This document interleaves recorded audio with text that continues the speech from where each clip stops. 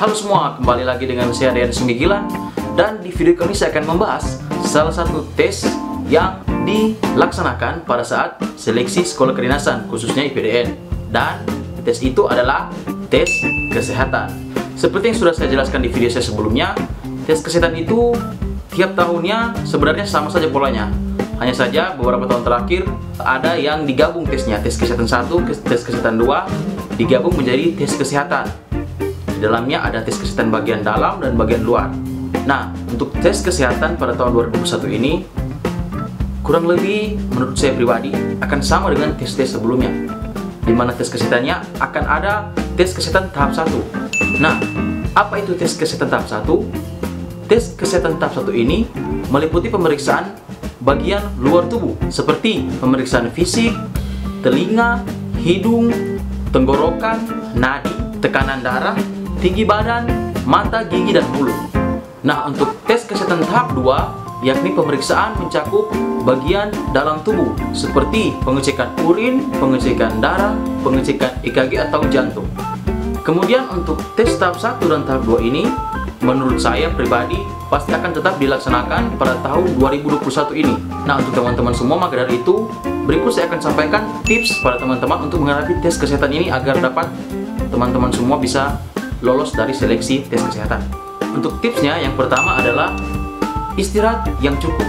Nah, untuk teman-teman semua yang rajin belajar, giat berlatih latihan soal bahkan sampai larut malam, harus mengatur kembali pola istirahat atau pola tidur teman-teman semua, agar ketika nanti pada saat pelaksanaan tes kesehatan teman-teman semua memiliki tubuh yang bugar. Kemudian yang kedua, konsumsi makanan dan minuman yang sehat. Nah, untuk poin kedua ini teman-teman semua bisa mengonsumsi makanan ya 5 sehat 4 sehat 4 sehat 5 sempurna maksudnya. Nah, untuk teman-teman bisa juga mengonsumsi minuman-minuman tambahan seperti susu beruang atau ya vitamin-vitamin multivitamin lainnya. Kemudian yang ketiga, jauhi obat-obatan, minuman keras, dan beberapa saat yang merugikan tubuh kita.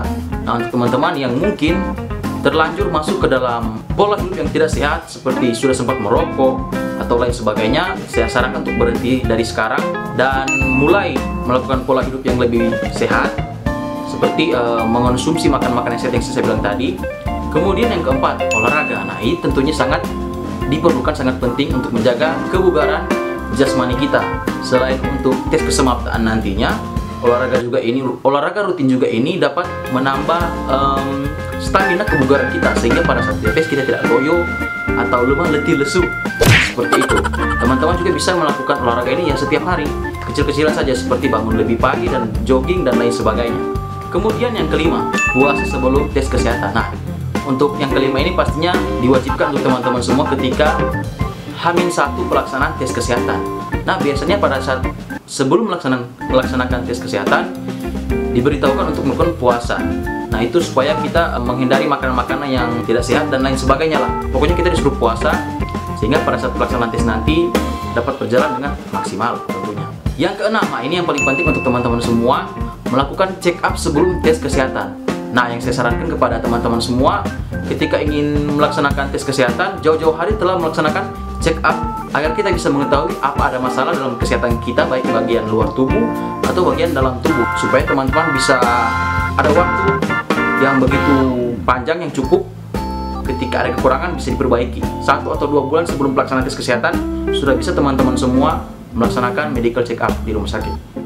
Oke, selanjutnya saya akan share berbagi tentang hal-hal yang terjadi pada saat tes kesehatan. Ini berdasarkan pengalaman saya pada saat saya tes tahun 2015 di Rumah Sakit Walter Mongisidi, Manado. Nah, untuk pelaksanaan tesnya sendiri, yang pertama, menunggu saat proses tes kesehatan. Pastinya teman-teman ketika pelaksanaan tes akan dites satu persatu, akan bergantian untuk diperiksa bagian fisik luar maupun dalamnya. Kemudian yang kedua, pasti akan ada rasa gugup.